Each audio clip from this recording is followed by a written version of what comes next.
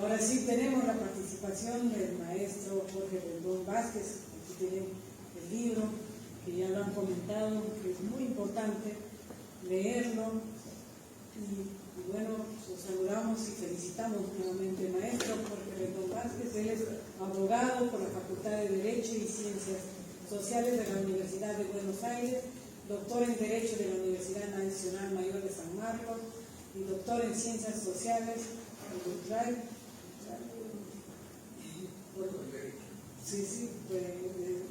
en la Universidad de París.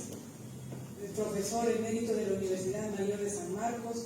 Tuvo a su cargo la elaboración de la legislación del trabajo y seguridad social en el Perú entre octubre de 1970 y marzo de 1975. Es autor de las obras Derecho del Trabajo Individual, Derecho del Trabajo Colectivo, Derecho de la Seguridad Social, el Derecho como norma y como relación social, Documentos Constitucionales de la Historia Universal y el Capitalismo. Una historia en marcha hacia otra etapa.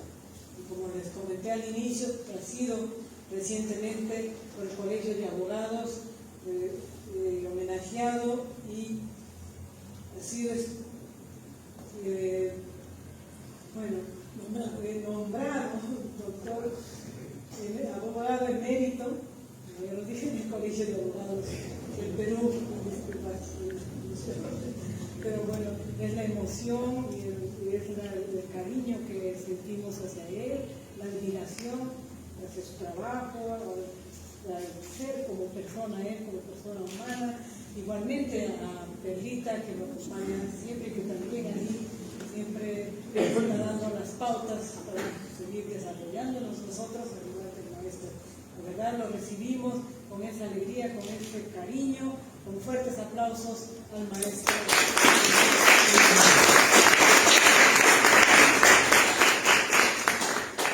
Muchas gracias. Verdaderamente es maravilloso. De repente el otro. Aquí.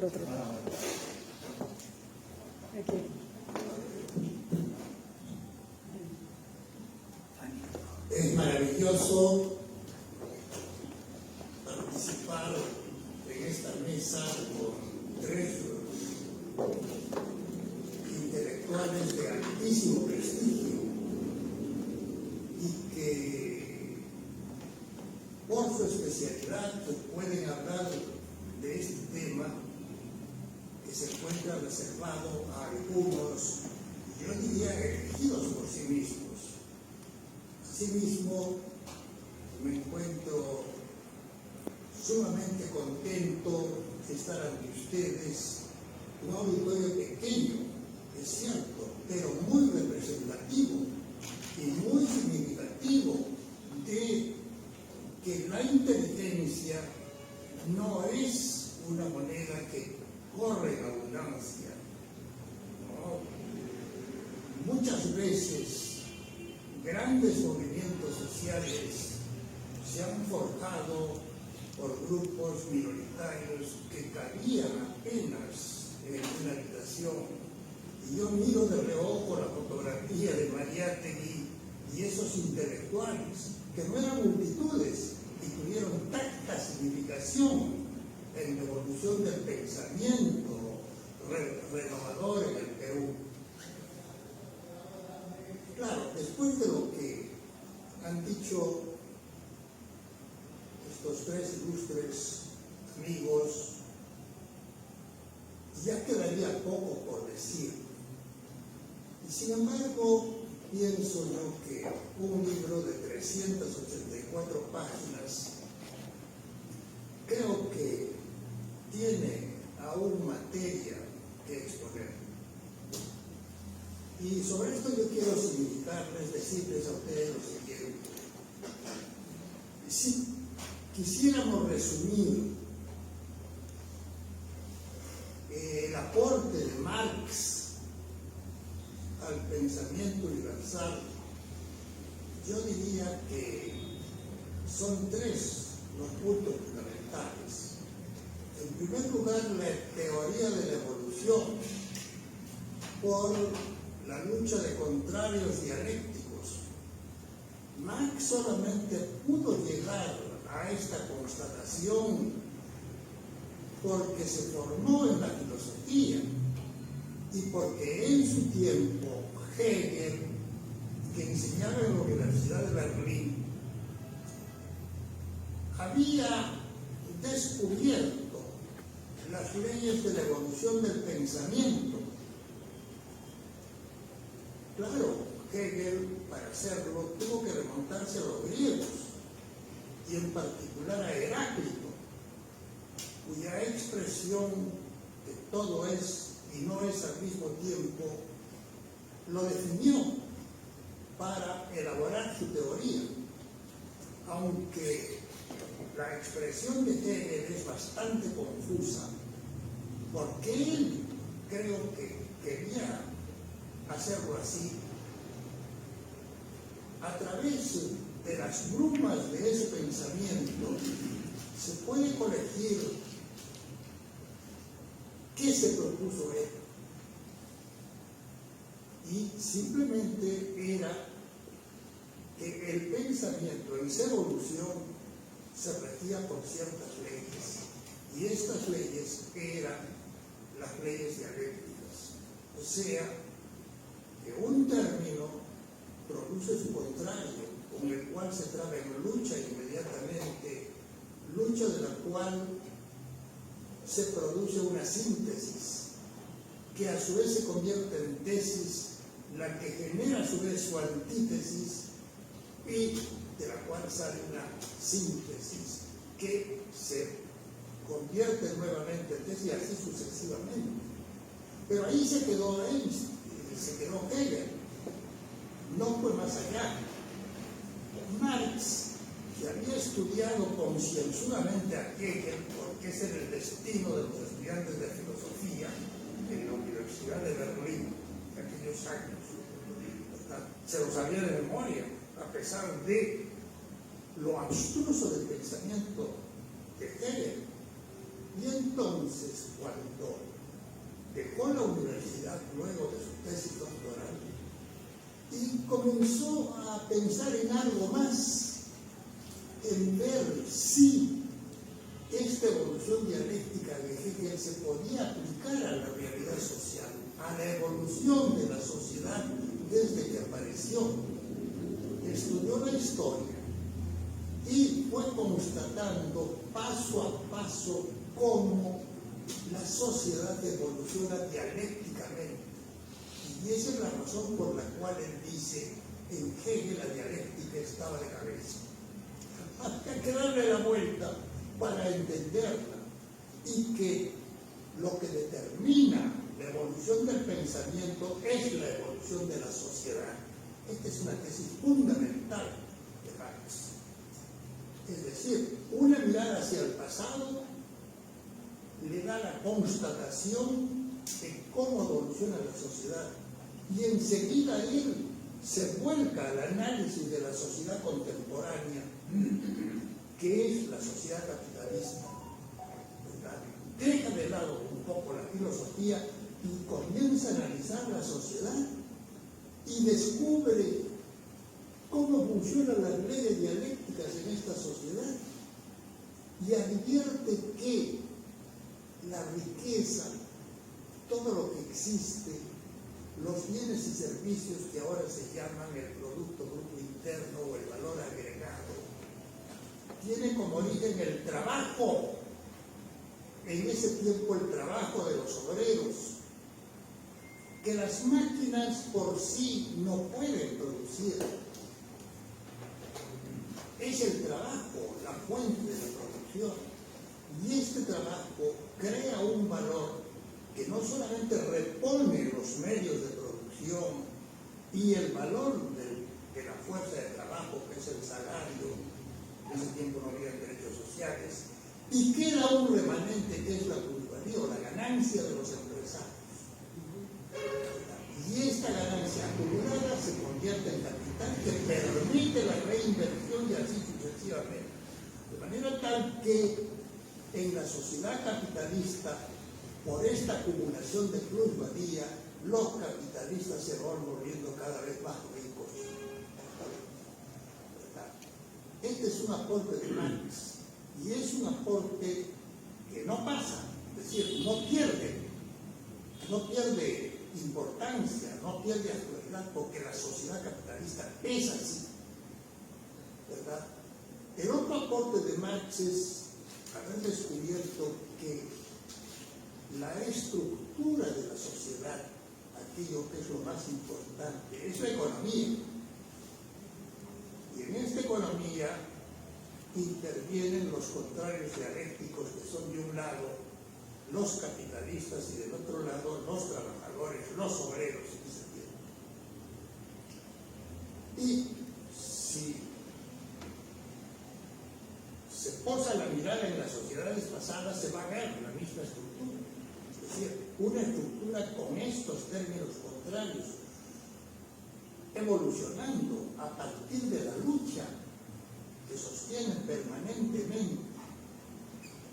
¿Verdad? Este es un aporte fundamental de Marx. Enseguida, sobre esta estructura se van a sobreponer una superestructura política, el Estado y los partidos políticos que tratan de manejar el Estado.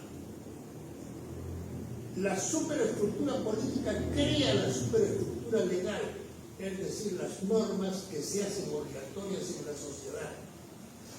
Encima de la superestructura legal, flotando, está la superestructura cultural, es decir, el conjunto de ideas que permiten el funcionamiento de este conjunto, ¿verdad? Un aporte fundamental que no pasa, por supuesto, ¿verdad? Ahora bien, yo comencé a interesarme en el marxismo en la Universidad de Arequipa, a partir de discusiones entre los jóvenes que entonces cursábamos la Facultad de Letras.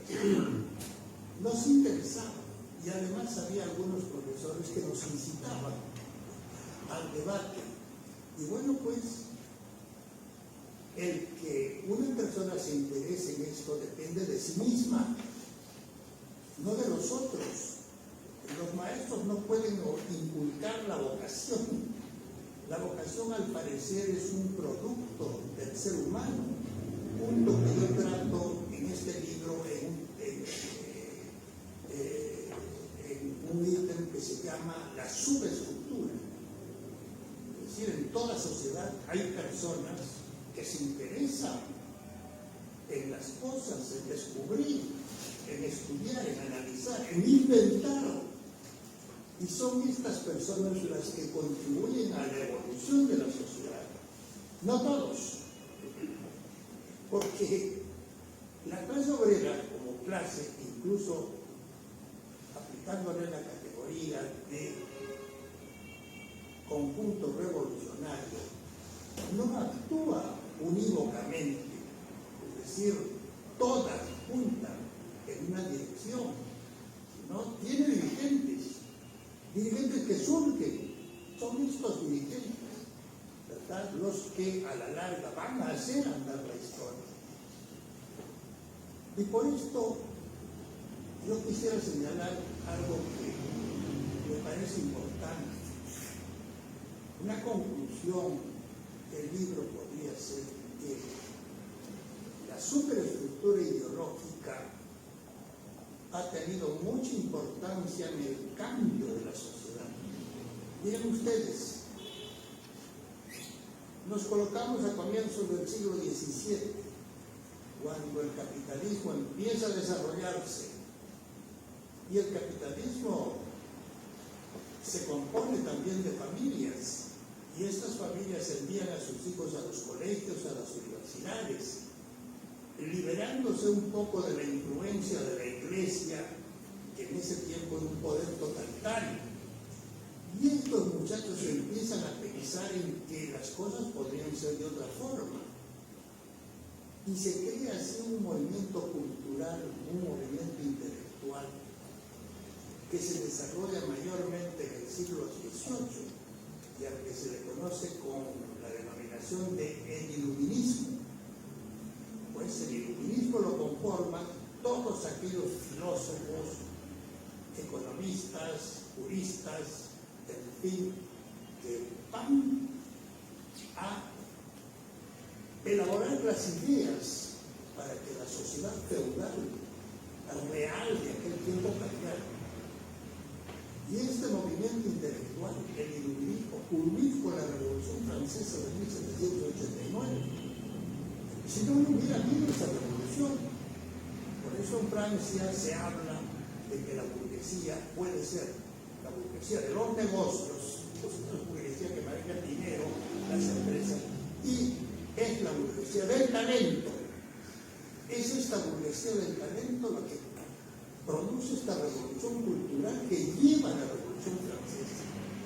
Y en el siglo XIX, ese gran movimiento intelectual que se centra en torno a París es una continuación del iluminismo, pero estos intelectuales que no podían hacer ya otra Revolución Francesa que ya estaba hecha, comienzan a pensar en nuevos modelos sociales, hacia dónde dirigirse, y entonces aparecen pues los llamados socialistas utópicos, Saint-Simon, Owen, Cabet.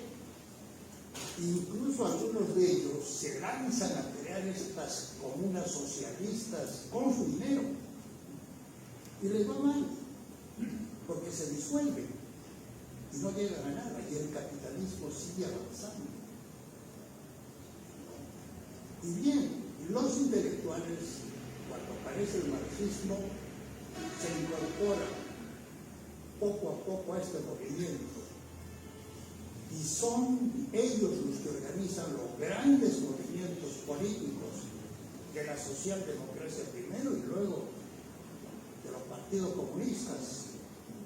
Son movimientos intelectuales. Cuando estos movimientos intelectuales en el siglo XX entienden que ese socialismo de la Unión Soviética aniquilaba intelectuales, se retiran, porque ven lo que les podría pasar a ellos si los partidos comunistas tomaran el poder en los países. Y los comunistas en Europa se van retirando de estos partidos. Y estos partidos se quedan sin cuadros, se quedan con dirigentes sindicales exclusivamente, o casi exclusivamente, ¿verdad? Y comienzan a perder apoyo. El Partido Comunista Francés, por ejemplo, que en las elecciones de 1946 tenía casi el 40% de la votación, en las últimas elecciones, estas del año pasado, iba a obtener 1.7%. Es decir, es un descenso casi hasta su disolución. Y esa es la situación en la cual nos encontramos. Es que nos podemos preguntar, ¿a dónde va la sociedad, esta sociedad capitalista? Porque la sociedad evoluciona de acuerdo con las leyes dialécticas. La sociedad no es un caos, ¿no? Tiene, se rige por estas leyes, pero ¿a dónde va? ¿Verdad? Y yo pienso que no se puede hablar de socialismo porque la sociedad capitalista no ha terminado de evolucionar, está en plena evolución y a partir de esa evolución hay un aumento de la riqueza creada por el trabajo y este trabajo que crea esa riqueza participa cada vez más del producto de manera tal que la clase obrera va aumentando su nivel de vida. Y esa es la razón por la cual la clase obrera del siglo XIX, pauperizada, con una esperanza de vida que no pasaba de 35 años, en promedio, después de la mitad del siglo XX, comienza a tener mayor disponibilidad de bienes. Incluso hay obreros que tienen automóviles, ¿verdad? Entonces se siente más cómodo con el sistema. Y miren ustedes la contradicción.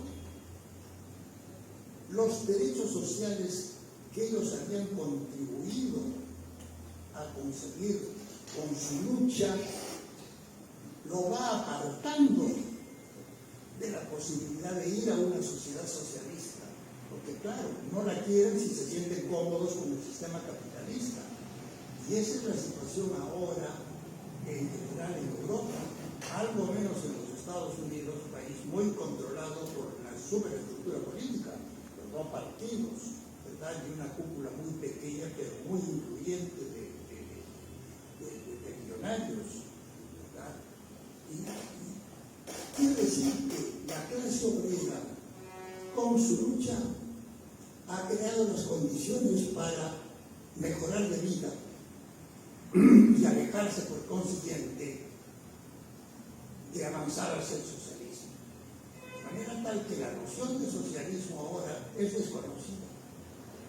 Mi planteamiento es que no conocemos, no sabemos lo que es el socialismo. ¿Cómo va a ser esta sociedad si el capitalismo todavía está en evolución? Miren ustedes, en los últimos tiempos se ha desarrollado muchísimo la inteligencia artificial. Bueno, pues por más inteligencia artificial que haya, el trabajo no va a perder de intervenir, porque la inteligencia artificial es también un resultado del trabajo. Lo que sí se ve es que la sociedad capitalista, a mi criterio, está produciendo como una nueva clase social, lo que yo llamo la clase profesional.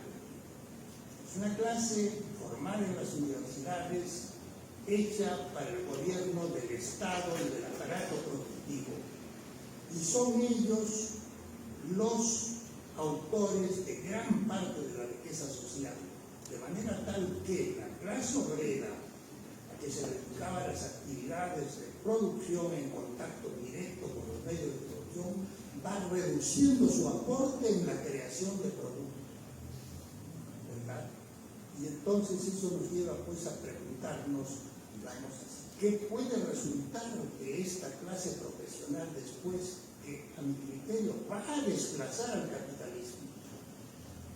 Y aquí a 30, 40 años, en fin, lo que habrá será unas sociedades gobernadas por estos profesionales, que manejarán la riqueza, por supuesto, como la están produciendo, pero eso es una expectativa, ¿no? Es simplemente es la posibilidad de una proyección. Finalmente yo quiero señalarles lo siguiente. Es importante manejar las leyes dialécticas para poder intervenir en la política, en el manejo del Estado en nuestro país. Y yo puedo señalarles un ejemplo personal. Como les decía al comienzo, siempre fui muy inquieto por conocer el marxismo. Yo estudié en el año de 1963. Publiqué un librito que se llamaba Fundamentos de la Evolución Económica, en el cual desarrollo yo las leyes dialécticas de la sociedad y la producción del valor por el trabajo. Es un libro que en ese tiempo, desde 1963, hace muchísimos años, ¿no? Se imprimieron 5.000 ejemplares que se vendieron en menos de 6 meses, porque había mucha apetencia por este tipo de literatura, ¿verdad? Bueno, pues, 65, pero el 65 me fui a Europa a hacer mi doctorado, regresé al 70, y fui contactado por el gobierno del general Velasco Alvarado para ocuparme de la dirección de la política de trabajo y seguridad social. En ese tiempo, la revolución de Velasco se regía por lo que se llamaba el Estatuto del Gobierno Revolucionario, y este disponía que los ministros debían ser generales de la más alta graduación de sus respectivas armas, pero que cada ministro debía tener un asesor técnico civil, que debía ser también de las más altas calificaciones, porque lo que este gobierno quería era transformar radicalmente al Perú, es decir, hacer verdaderamente una revolución económica y social. Y por eso me integré yo para trabajar con este gobierno. Y entonces hice un planteamiento dialéctico. Bueno, pero esta sociedad no va al socialismo, evidentemente. Es una sociedad que busca el desarrollo del capitalismo, en primer lugar a partir de la reforma agraria que eliminará el feudalismo, en segundo lugar a partir del desarrollo de las empresas del Estado y en tercer lugar mediante los derechos sociales que implican una mayor participación de los trabajadores en el producto, ¿verdad? El planteamiento era dialéctico y entonces dije, ¿cómo lo puedo hacer? Pues cambiando la legislación social del Perú, y así se hizo, comenzando por la ley de estabilidad en el trabajo, los procedimientos laborales, en fin, la prioridad del pago de derechos sociales, la irrenunciabilidad de los derechos sociales, el pago del dominical, del trabajo por domingos y feriados, en fin, y luego las normas de seguridad social, el Sistema Nacional de Pensiones, la creación del Seguro Social, sobre la base del Seguro Social del Empleado y del Seguro Social Obrero, y luego la ley que salió después de prestaciones de salud, ¿no? Donde se incorporó el seguro de familia de los asegurados, ¿verdad? Con una participación inmediata y activa, muy activa, de los cuerpos médicos de cada hospital, ¿verdad? Y eso también generó varias anécdotas, que no es el caso relatar en este momento, pero mi planteamiento en ese caso, hasta donde yo pensaba, era dialéctico, porque yo tenía que obrar de esa forma para hacer evolucionar la sociedad en el sentido que Marx decía, es decir, acelerar los cambios cuantitativos en la sociedad para colocarla en una nueva posición y que en el futuro, no sé si tuviera lugar un cambio cualitativo, pero un futuro que vendría después, ¿verdad? Bien, en fin, espero que el libro tenga suerte, sé que sus lectores serán muy pocos, pero estos lectores, siendo tan pocos, por su calidad intelectual, por su capacidad, creo que serán un factor de evolución de nuestro país. Muchas gracias.